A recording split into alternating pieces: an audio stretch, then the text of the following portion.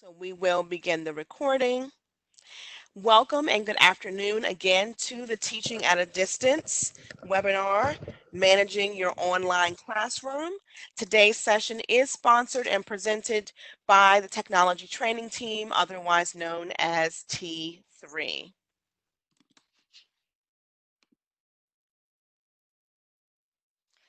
Your facilitators today are a host of individuals from the Technology Training Team. My name is Tia Simmons, and I am one of your facilitators and presenters today. I am also joined by my esteemed colleagues, Ronlyn Dandy, Kimberly Niarco, Gina Tuzo, Michelle Conti, and Mr. Christopher Assing. We are all here to present the information to you today. A number of us will be facilitating and answering questions in the chat for you. Pear, it was called Pear Stop. Okay, so once again, before we continue, please ensure that both your microphone and your camera are muted at this time. We'll do one last check to mute everyone, and then we will move forward with our session today.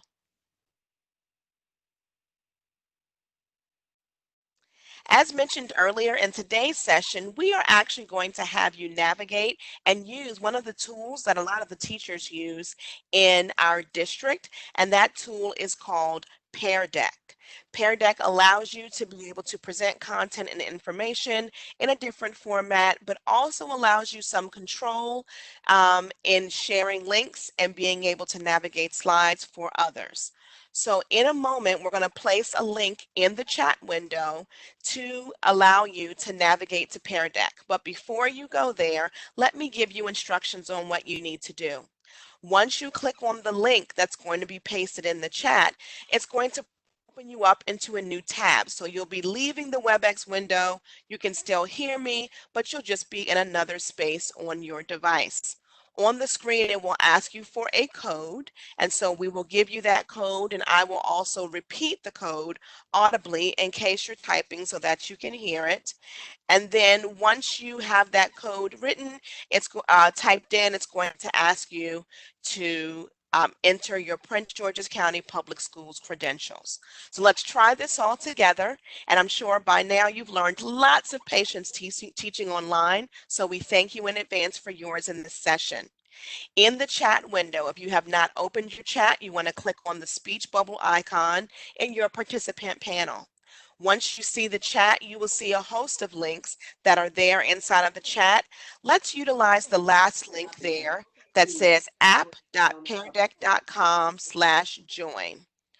Once you get there, it's going to ask you for a code. You don't see anything Okay. under my Prince George's County. You don't see At this time, just a reminder, we're navigating over to Pear Deck, but we're also ensuring that our microphones and cameras are muted. Today's session is being recorded, and we want to make sure we don't have interrupted recording. So please ensure that your microphone and camera are muted. Once you get to the page for Pear Deck, it is asking you for a code. The code is all lowercase, and I will audibly say it unless you wrote it down. The code is U as underwhelmed, So you told as elephants. he just said why can't Thank you. The code again is U as in underwhelmed, E as in elephants, L as in lift, W as in warm, and A as in avocados. I'll repeat that code again in case you are typing it in. The code is U as in underwhelmed, E as in elephants, L as in lift, W as in warm, and A as in avocados. Once you type that code in, Pear Deck should recognize that you do have a Prince George's County email address through Google, and you can select that option. So we're going to give everyone a moment. The remainder of our presentation today will be driven through Pear Deck, so you won't need to necessarily come back to WebEx until the very end, and we will let you know how to get back there when it's time to navigate back. Okay, So I see that we have about 90 individuals here today. We're almost there. We have about 60 individuals that have connected to Pear Deck, and our number is growing. So thank you for your patience as we navigate you into another tool for today's session. Again, this tool is called Pear Deck. It is a presentation informative assessment tool that allows you to provide interactivity to those that you are working with, especially if you're presenting and working with your students. If you're not there yet, there was a link in the WebEx chat panel. That link will take you to another window where you will go on the internet to navigate to Pear Deck. If it asks you for a code, the code that you will enter is, and I'll verbally repeat it, the code is U as in umbrella, E as in elephant, L as in lift, W as in warm, and A as in avocados. You will know that you're in the right place because the very next screen that you will see will have a yellow banner that says join us in Pear Deck, and it will have 4 directions that you have already completed if you're there. You'll also see a side panel that will say answer here. We're not going to use that at this time, but you will be utilizing it later. Okay, so I see that we're almost there. If you're having difficulties, you can stay inside the WebEx interface and we'll be able to talk you through. You'll see the same information. You won't miss anything. All right, let's move on. In Pear Deck, for those of you that are with us, your screen will change because we're controlling the presentation. So you can just sit back and we'll let you know when it's time to interact. A few housekeeping notes for today. The presentation, the recording, and any resources that we share for tools shown during today's session are going to be found on the PGCPS remote teaching website. If you did not register in my PPS today, we'll repeat this again at the end, but there is a form that we will post at the end of today's session that you can complete so that you can ensure you're marked attended for today's session. As we continue through the session, please ensure your microphone is muted, your camera is disabled, and hang on tight for interactivity in today's session.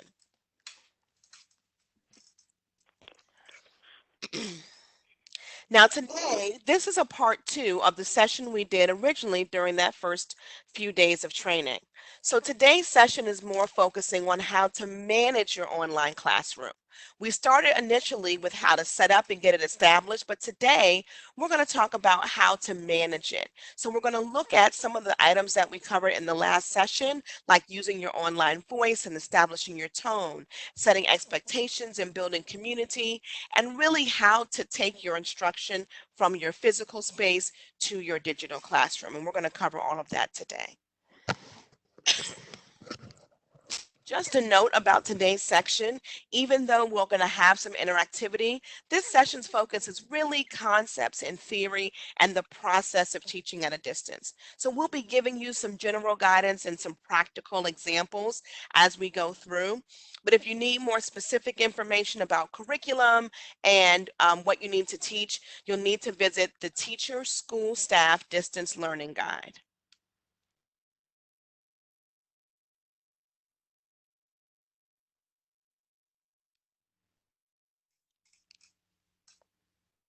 So let's start with just a quick overview about what does it mean now to manage that online classroom.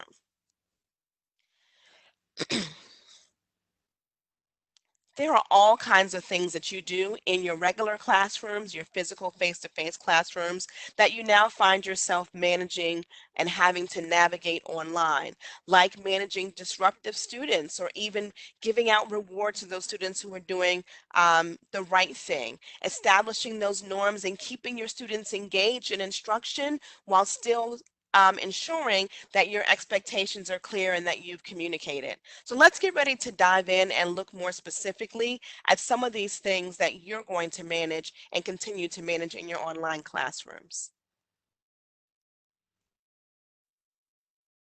So the first question we'd like to ask you and to think about is, what has been the biggest difference for you in terms of your traditional classroom versus your distance learning classroom.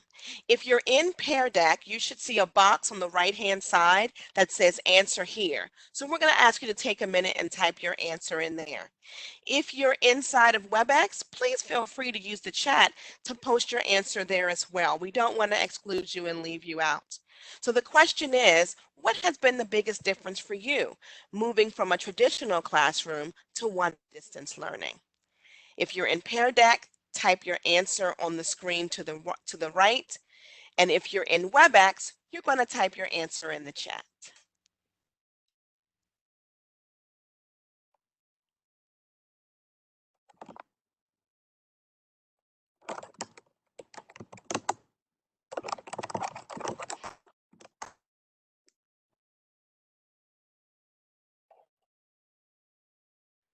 What has been the biggest difference for you in moving from traditional classroom to online?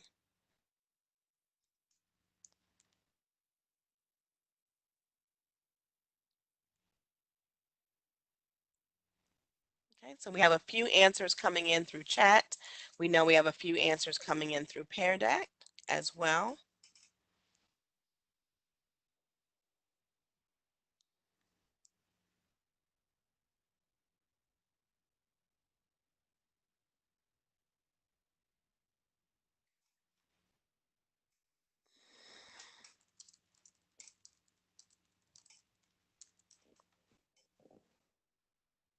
So a few of our friends in chat have said, building community has been the biggest difference, right? You're no longer able to see those students face to face. You can't reach out to them. Also moving from physical to digital and period. Digital is a whole wide world that we're having to explore. Increased knowledge of technology and the use of it, which is a good thing because we know that our students are very rich and driven when it comes to media and some of these technology tools, and even online learning, right? Like initially in the classroom as the teacher, I'm the facilitator, I'm normally the coach, I'm the driver of the ship. However, when it comes to distance learning or learning online, the students really become drivers and owners, right? Because they can do it at their pace, they can do it when they need to, or based on which access that they have. So those are great, great observations and reflections. Thank you very much for making those. So as we think about and move forward, oh, there we go. Now I can see, I've been able to pull up some of our thoughts from Pear Deck, learning the different apps like Google Classroom, Google Docs, which have been there, right? But we've never really been driven to use them as our sole method. Learning how to reach our students digitally. We know how to do it physically, but how does that look? Not seeing our students, and I know that they miss us just as much as we miss them. Um, excuse me. And even having our students, I see one of our points here is having the students having problems turning work in, right? And I think as teachers, we need to remember that just as when they come into our classrooms, we provide directions for them, we need to provide directions when they're in a whole new environment. So thank you all very much for sharing those responses. So one of the things that we talked about in terms of managing your classroom was establishing that tone in your classroom. And that's done a number of ways. So let's take a look at some of those ways. We talked about using your online voice as a teacher. You have a physical classroom voice, but online you have a voice as well. And it's not always what you say, but how you actually say it. And I think to some degree, we could even say how you type it, right? Because your students don't get the chance to hear your inflection. They don't get to hear the sternness in your voice or even the excitement when you're glad that they've done the right thing. So how do you continue to use your online voice as a teacher in your distance learning? Reveal your personality. Your students already know it. They know who you are. Maybe you'll use a Bitmoji like I have here on the screen, or maybe you customize the header in your Google Classroom. Or you want to make sure that you're reaching out to those lurkers, right? You have those students that may not have been actively engaged and involved in your physical classrooms. They would just kind of sit there and they would only answer when you called on them. Well, we can also make sure that we reach out to those students just to make sure they're doing okay. Maybe we use Blackboard, to reach out and send messages home so that they can hear your voice and know that you're looking for them to ensure they're okay. Or maybe you'll reach out to your professional school counselor to say, maybe we can see if there's a sibling in another class that we can tap into to see if they've been active. And then you want to let your presence be known and be kind to your parents and students. Maybe send a motivating message. Use Screencastify that you've learned about in the last couple of weeks to record just a message in the middle of the week to say, hi, we're thinking about you, I'm thinking about you, and I hope that you're doing well.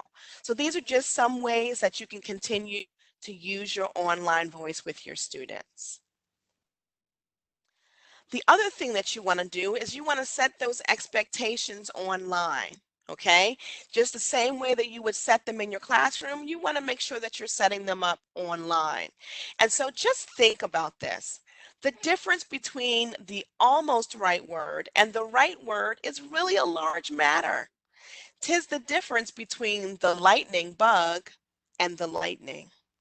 So when we talk about establishing that tone and setting those expectations and using our online voice, we really need to consider the words that we're saying, right? And the words that we're typing, even in some matters. So let's take a little deeper dive into how we can do that. Excuse me. I want you to take a look at the two statements on the screen. If you're in Pear Deck, you're going to see a big green dot on your screen. I want you to drag the dot over which statement you would actually choose to type in response to a student in your classroom, or even in response to a parent. If you are in WebEx, I want you to simply put an A or a B in the chat window because we still want you to participate. So take a moment to read the statements. In Pear Deck, move your green dot over whichever box you would choose. In WebEx, we're going to ask you to type A or B in the chat window.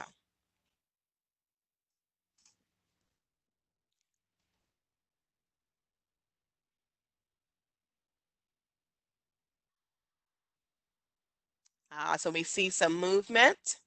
And this is one of the nice things about Pear Deck. You can actually see as the individuals or your students are responding.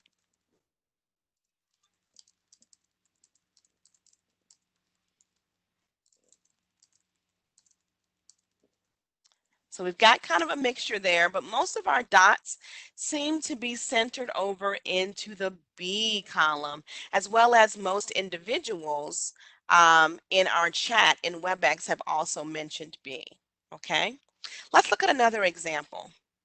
Which of these statements would you use to respond to someone in your class or a parent? Again, in WebEx, you can move your, in Pear Deck, you can move your dot, or in WebEx, you can simply type A or B.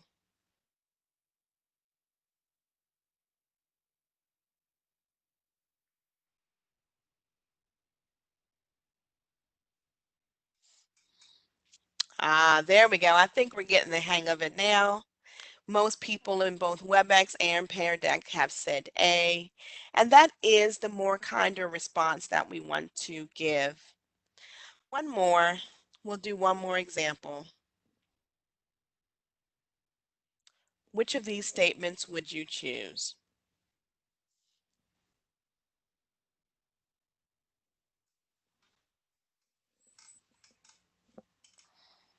In WebEx, you can simply type A or B. In Pear Deck, you can move your dot.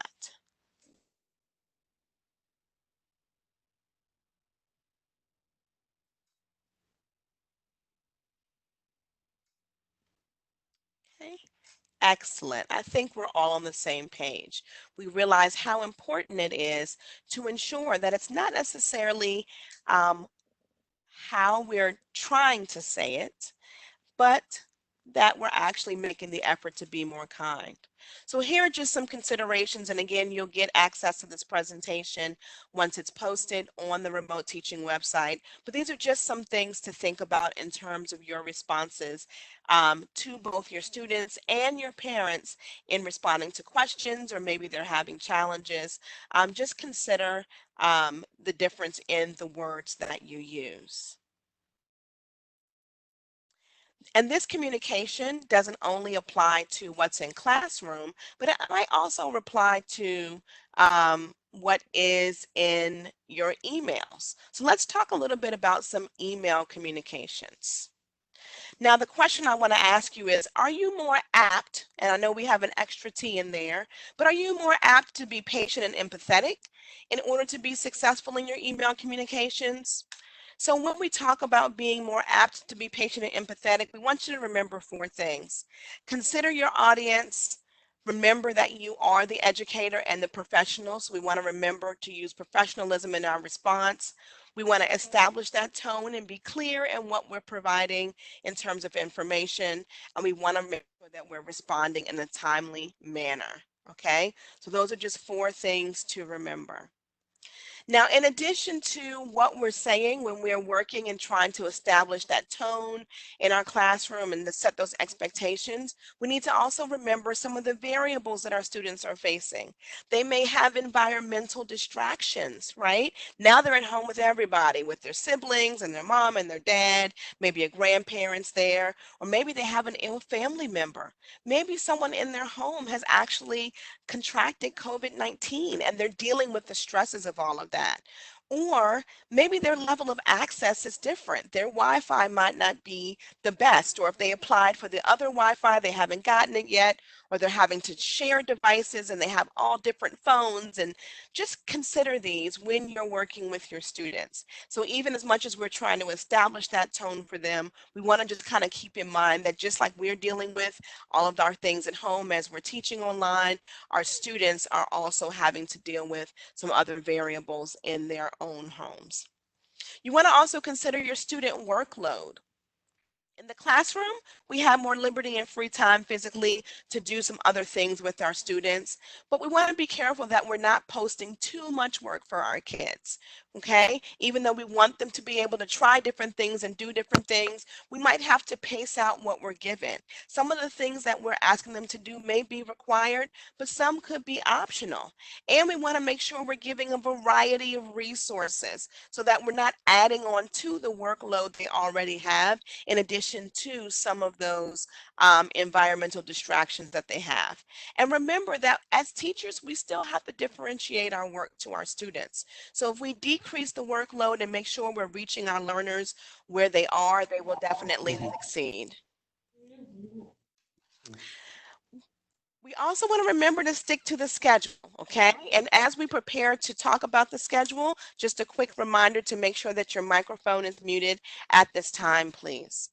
We should give grace to our students, right? We need grace when we don't always turn in things that we're supposed to. I'm guilty. So we need to extend grace as we're managing our classroom. Remember that we still have to establish routines. And we actually have a sample that we want to show you of a middle school schedule and even a weekly sample schedule that you can use to post in your classrooms. Let's look at the Avid schedule first. And this is just from the teacher standpoint to the student.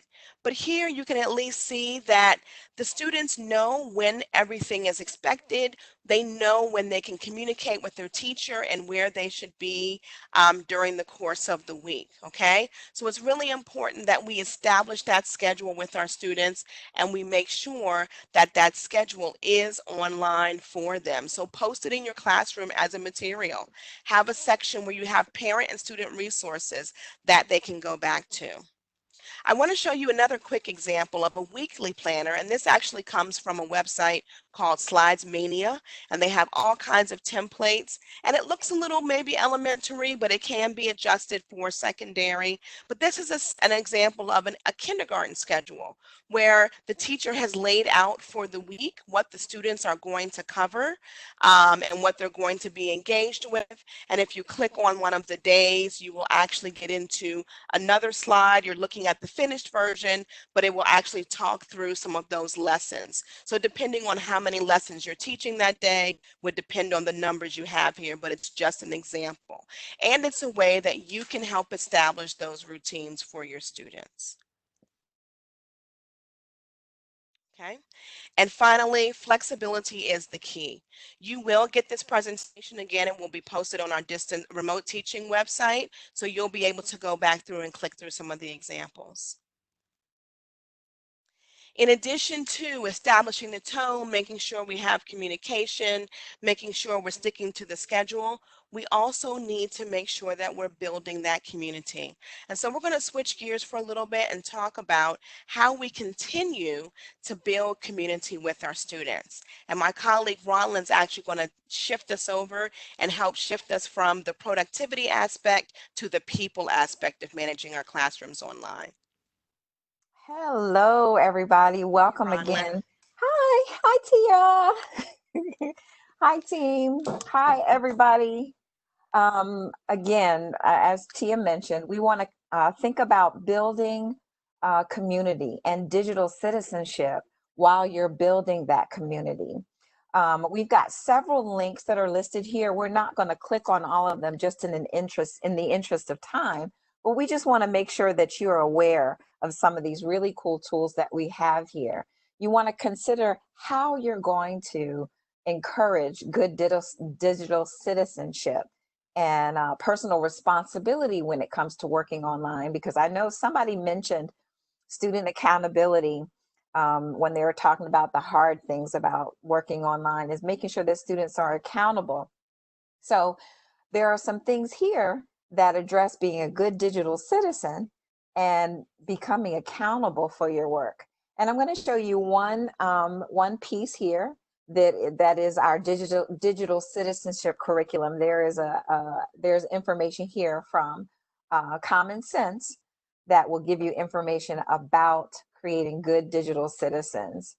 And there are great, really cool lesson plans. Just to remember that you've really got to focus on that and building your classroom community, because if they don't feel like they're engaged or a part of a class, they feel like they're not really talking to their own teacher, then, or working with their own teacher and in their own classroom, they're not going to feel as apt to really participate. So there's some really good ideas at this site for creating a good digital citizen at different grade levels. So this is a great place to begin.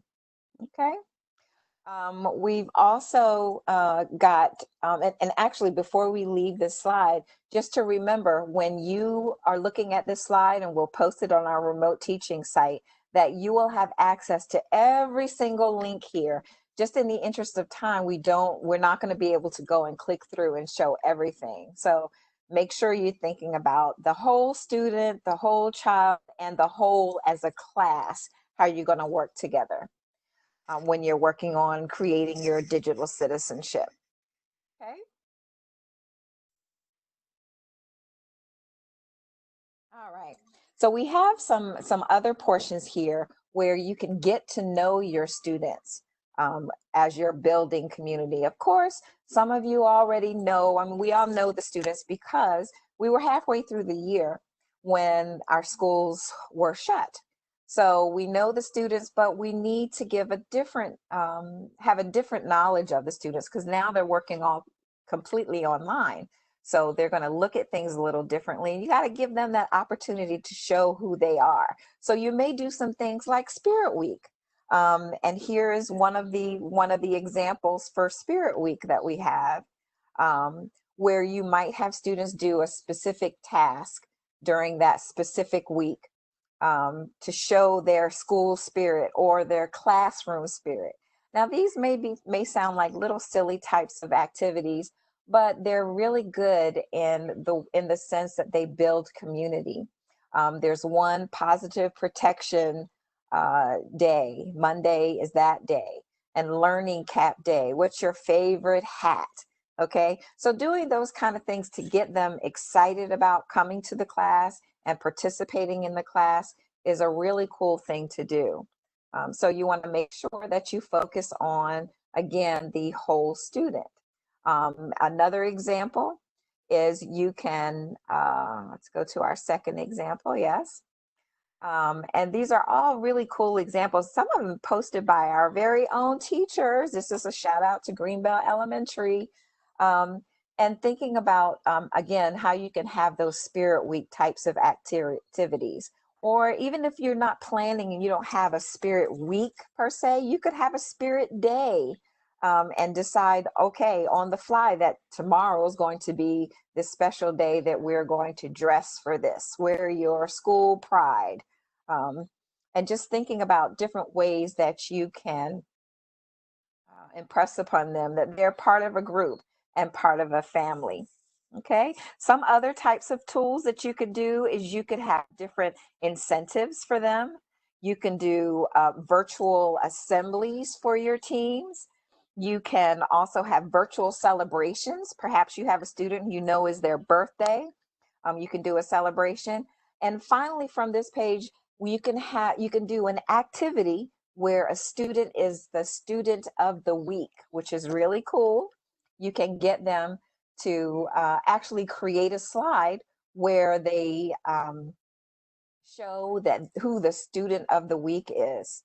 And this is this is one of the games. This is one of the games that's showing right now. That game is the Masked Singer. So we have a teacher who did a Masked Singer game where students covered their faces and sang, and they did a Masked Singer. So they had to guess which student it was. All right. And then we can do all kinds of different tools that promote building community, but also give them some technical skills that you might want to use with them as they're doing an instructional type of activity. So keep that in mind. A lot of times people say more gets caught than taught. So if they're doing something that's really fun, they'll remember that skill when they're doing something that's more instructionally driven. All right. So again, with managing your classroom, you're managing instruction. So you're taking what you did in the physical classroom to your digital classroom, which some of you may think that's really difficult, but there are some ways that we can take what we already know and put it into something new. So we're going to take, again, our instruction from the physical classroom, take it digitally. And we're thinking about our use of technology. Remember how we talked about in our first session about using technology only when it's necessary? Again, these are some activities that you can do that the technology is a really good hook to get the students into doing the activity. So you don't have to reinvent the wheel when you do that. You can do things that you've already done, like a Venn diagram. This one example that we have is a 2-circle Venn diagram. And I'm going to remind you that you're going to see this presentation again on our remote teaching site. So you'll be able to click on the links that are there. And you can also use, when you see it, you'll see a little box in the upper right corner that says use template. Once you click on that, you can create your own copy of it. And you can use a Venn diagram. You can edit it and give this to students. And this, one of the really cool things about this tool and the other templates that we've listed, the students can write on them. So it's a completely interactive type of activity. So they can write on them. This is not one that you're going to have to ask them to print it out or draw it and write on it and then send it back to you. But I could add that if you did not use something like this could be an extension activity for elementary school or even for middle school, where you have them draw a Venn diagram. They can take a picture and load it up in their classroom. So remember, the big thing about this is that you don't have to reinvent the wheel. Some of the things that you've already been doing with the students, you can do just as well in this digital platform. There are other examples that we have that have to do with using what you've already used. Some of us use worksheets with students. Actually, let me mention that we do have a KWL chart that's there. We have a clue chart that's there. So you can look at those later, but I want to let you know that those resources are there. Also, the worksheet. So we'll take a look at that quick worksheet. You know, sometimes you have in a crunch, you're giving out a worksheet or you're giving information out, but this is a worksheet that's here that is actually a Google form. And you can see this in the forms session. If you've got a, again, our remote teaching area is an awesome resource area. This that you see right here is a Google form that can be done as a worksheet or an activity for the students to complete. Again, this may look a little daunting because it's got images and all different types of questions, but Google Forms is awesome in the sense that it's a template and you can choose the type of questions you want and you can put those questions on the template. You can include videos, you can include pictures, but note that you don't have to include all of that. Remember, this is the time where, of course, we want to try new things. We want to try different things, but don't put so much on yourself on the creation of some of those tools that you get lost in that creation. Okay, remember, you're making this easy for you and you're making this something that your students will enjoy. The last one that I want to take a look at on this page is journal entries. I taught middle and high school English. So we did journals. All right. So again, this is one of those templates that you can use. You can open it and create your very own template. And it's got different pages that are added to it. And it's done with Google Slides.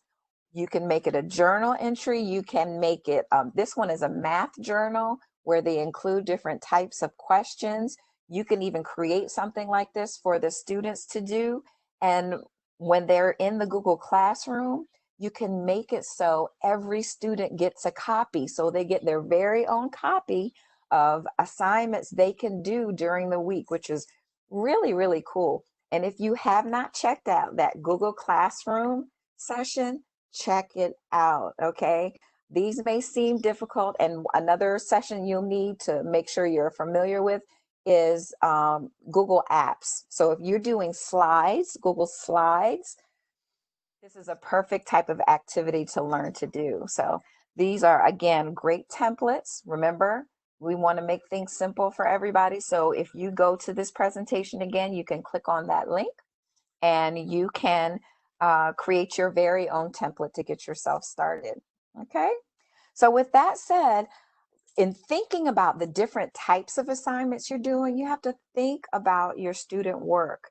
You're going to think about whether this is going to be synchronous work or asynchronous work. For example, synchronous meaning that your students are in there and you're in there all at the same time. Those could be our live lessons for synchronous. They can be student check-ins where you meet with that student. They can be appointments where you meet with that student. They can be synchronous activities for using Google Apps. And that's when you're all in one document at one time. If you notice these 4 boxes, there are several places that you'll see Google Apps. So you can do several different types of activities with Google Apps. Remember, check out those sessions for Google Apps, all of them.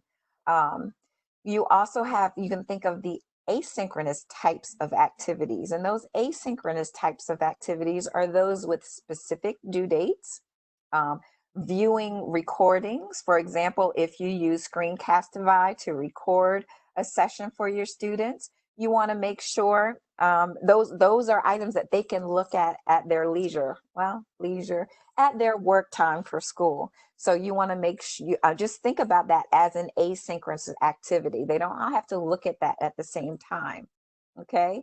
You're also thinking about them viewing recordings and viewing resources.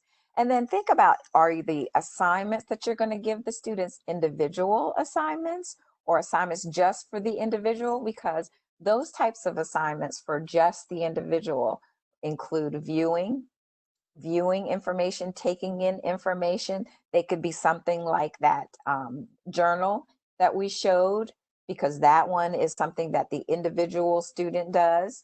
And then think about collaborative activities. You know, we're used to giving collaborative types of assignments where you have groups doing a presentation, groups working on something. You can do that also with using Google Apps and those types of activities that all the students are on those activities at the same time. One of the other links that we didn't show you that is, and we're not going to go back, but one that we didn't show you is a KWL chart. that has the numbers lined for each student to have a number, and each student enter their information on that number. So this is where your planning goes into action.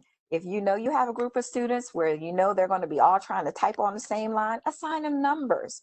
Those same rules that we use when assigning group work on a digital platform. So you're giving them groups. This is our recorder. This is the person who's making a copy. So think about those things when you're creating lessons with your students, or for your students, or activities for your students. Finally, chats and in live lessons. Some of those have to do with live lessons where you're doing video. You can do a live lesson with your students present. They can be on there, remembering not to record, but they can be on that live lesson. Or you can create, or you can create videos for the students to look at while they're participating.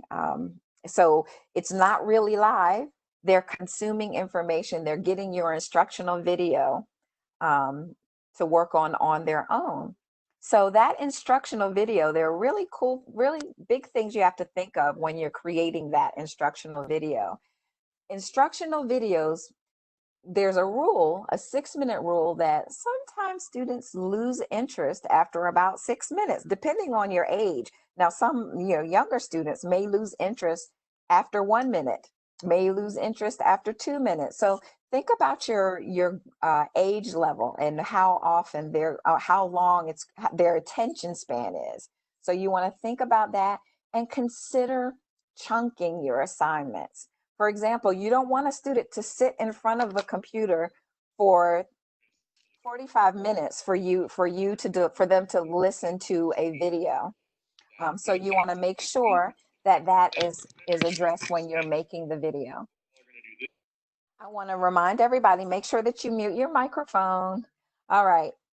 Consider, again, chunking your assignments or segments when you're creating videos. You're going to organize those videos. If you're doing intro, if you're doing a hook to a lesson, you want to put it in small chunks so students get it. All right. And they don't lose interest. You want to encourage active listening. This is a really cool thing. If you create a video that may be 6 minutes long or 4 minutes long, give them an activity to do while they're watching the video. Tell them to take notes while they're watching a video. And I see Ms. Moses says you do that with your biology class. That's awesome. That's great. So you want to make sure that you're giving them something to do while they watch. That will encourage them to be engaged in watching the video. Okay. Also, be yourself. Okay. Make the students feel like you're in the classroom with them, or they're in the classroom with you. There's nothing like giving that idea of proximity, that your teacher is right there with you and they're all in for your success. And I want to mention, when this will be over, I'm sorry. When we go into, just so you know, when this is posted, there's a video here. It's a short video about how to make effective videos for learning. We're not going to go look at it. We're not going to look at it. I just want you to know that is there. When we go back, you'll have that opportunity to look at it. So with that being said, some final thoughts about teaching at a distance, our section 2. You want to think about your communication to students, how you're communicating with your students. We talked about that quickly when we talked about those email responses and what might be the best way to communicate with your students. Also, yes, that is a very good point that Mr. Moses brought up, is that wellness checks are critical. It's very important to do wellness checks. Check on your students. Communication is definitely the key. And while you're communicating with them, for your own wellness, you want to think about your notifications and how you're managing your notifications if you're in your Google Classroom. Remember, there are ways that you can do that. I believe that was covered in the Google Classroom session. I'm telling you, our remote teaching site has lots of information about how to set up your classroom and how to adjust your notifications, because you want to make sure your students are well, and you want to make sure that you're doing all right, because you can't work with your students if you're not doing well. All right. So consider looking at your notifications and how you're getting notified of their the items that they've completed. All right. Consider collaborating with your colleagues. This is not a time to work in a silo. This is not a time to work alone. We can all do this, but we can work smarter by working with colleagues or working with other teachers who are teaching the same types of concepts. If you've got a Google Classroom and you create a really cool tool or a really cool lesson to use with your students that you can share with another teacher, that is awesome. All right. You want to remember to communicate and collaborate with your colleagues. Remember to deliver your instruction in bite-sized pieces. I know when I go to look at YouTube and I look at certain videos and they're instructional videos and they last, the person is saying, like here, do this, like and subscribe, and we're going through all that stuff. Remember, you want to make sure you keep the students' attention. So I know you're not going to do like and subscribe, but you want to make sure that your instruction is in bite-sized pieces. Remember, they're doing work for all of their teachers. All right. You want to make sure that you prioritize what is most important.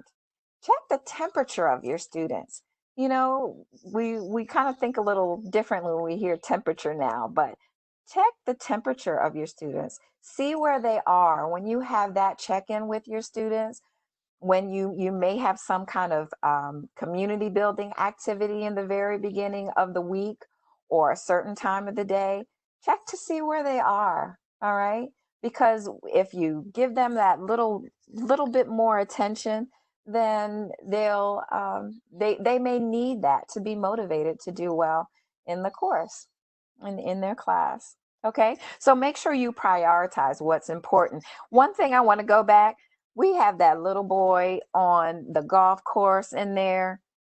Remember how we started out? We did a driving. We were trying to play golf for the very first time. We put that ball down. We did a swipe, and some of you got that hole in one, and some of you had a little hard time, which it's something new. It's new for all of us. All right.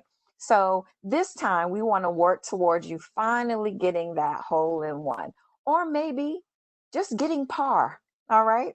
So we want to make sure that you are feeling successful, that you're doing things which you continue to build understanding so you can reach your students. All right, we want to go for that hole in one. And finally, our session is just about over. We want to make sure that everybody has been noted for their attendance. All right, very important. Because we did this session this way with WebEx, and because we used Pear Deck, we want to make sure that everybody is noted as attended. If you logged in using WebEx with your first name and last name, we got you. If you logged in and you called in and you used the phone number only, we don't have you. If you went right over to Pear Deck and did not do any interaction in here, we might not be able to find you. We'll see your name, but we don't really know how long you hung in here with us. We want to make sure that you hung with us. All right. At the remote teaching site, which we've been talking about since this started, there is a place for missing attendance. Make sure you complete the missing attendance form. What will happen?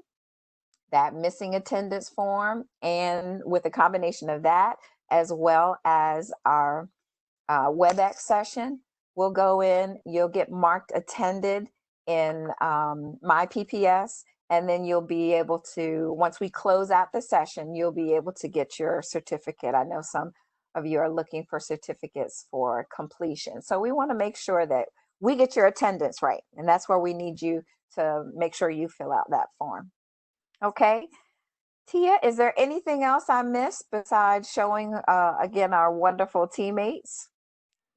I think we've just about covered everything, and we actually have 5 minutes to spare. So I think we can maybe take a few questions.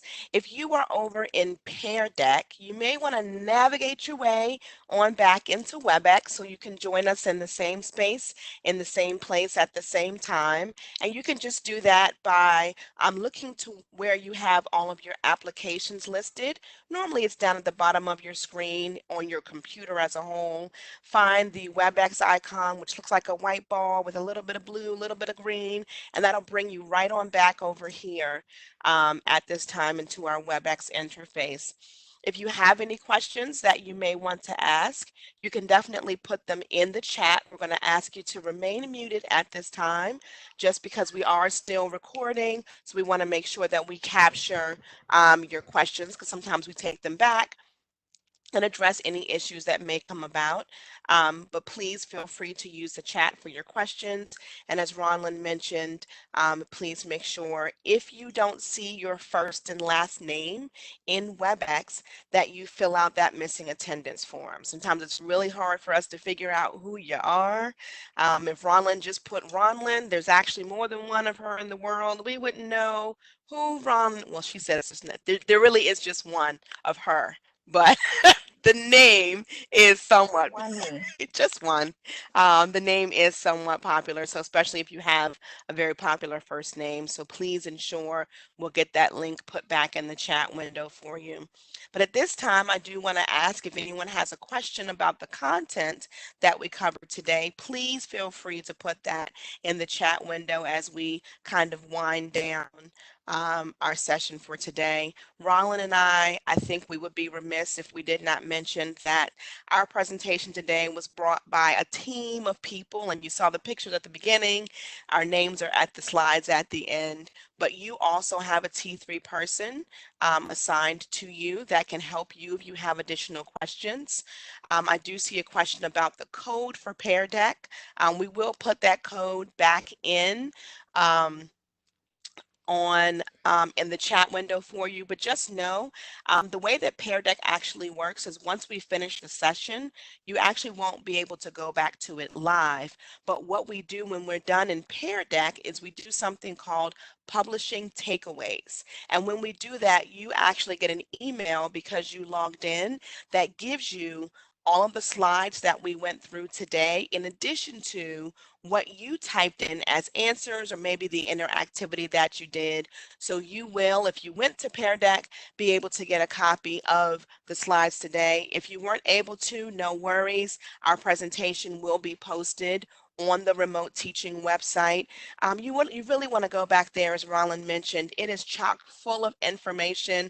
We've got all of our webinars, our upcoming webinars. Pear Deck is going to be offered and trained next week. We also have other Google sessions that have been done, more classroom sessions. Some of our other tools are coming up that we utilize across our district. So you want to check the remote teaching website, and there's a page that's called upcoming trainings, and that will let you know our schedule, what's coming out, and how you can register and join and watch some of those sessions. So we want to make sure you've got that remote teaching website bookmarked because that is where all of your good information comes from. Even any updates, if we have any major systemic updates, like many of you may have known, we've had some changes to Zoom, for example. All of that information gets posted right on that website. So you want to lock that in.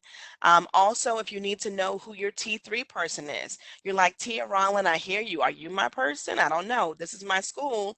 We, on our T3 website for our office, we do have a page where you can learn more about us and who we are, and you can find your school to find out who your T3 person is so they can provide assistance if you have additional questions. So I've seen that as a question as well.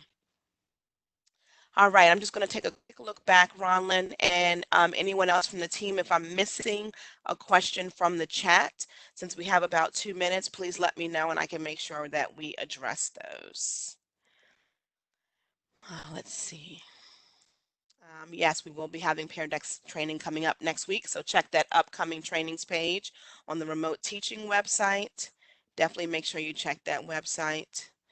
Yes, there was a question about changes to Zoom. There were some changes. We made some account changes for more security for our students. So please make sure if you went to the Zoom training like April 1st, 2nd, 3rd, we've had some changes since then. So please make sure you go to the remote teaching website, go to the Connecting with Students page, and when you hover over that page, you'll see all the tools that were presented. Click on the Zoom page to find out more information. Absolutely, Pear Deck is coming up, so please feel free when you look on the upcoming trainings page to see when it's coming up as a training that we're going to offer because it, as you can see from those of you that were in it, it's really a fun tool to use with your kids. All See, right. Cynthia wanted to know the advantage of using Pear Deck. Really cool thing about Pear Deck is you can create a presentation much like this one in slides, and you control the actions when the students you give them the link just like we gave you the link and when you gave them the join code, the students are there and you advance the slides. They don't advance the slides, and you can add interactive activities where you have them answer questions or you have them move the green dot to a specific area. So you're controlling their screen actually, and you're controlling it through Pear Deck, a presentation that is in Pear Deck. I'll tell you something that's nice, Ronlin, though. Pear Deck also has a student-paced presentation method that you can use too. So maybe you want to do that wellness check that Mr. Moses and Ronlin alluded to earlier, and you just want to reach out to see how your kids are doing, how they're feeling. You can make that Pear Deck presentation and put it in what Pear Deck calls self-paced mode, and then the students can navigate through it on their own. So there's advantages on both sides, right? As a teacher, I might want to do something where I move you through, and then as the student, I might want to give you the opportunity. So you'll learn all about that in the Pear Deck session. So I see, Ronlin, it's 2 o'clock. It sounds like it may be recess in my house because my family is going bananas upstairs. So I think this is a good time. It's real life, folks, right? So I think at this time we're going to go ahead. It is 2:01. We do want to respect your planning time and your afternoons. We want to make sure that we let you go. Again, you will get a copy. This will be posted on our remote teaching website. You will get this information. We will post a recording. We thank you for your time. Thank you for joining us. We are repeating this session again tomorrow. So tell your colleagues like, hey, part 2 is where it's at. You need to come and check out more of how to dive deep into managing your online classroom. Thank you so much for your time. As you leave, please remain muted. If you have not completed the missing attendance form because you're only listed by first name or first initial last name, please make sure you do that. We will post that in the chat window. Have a great day, folks. Remain muted, please, as you exit, and we will see you online next time. Bye-bye.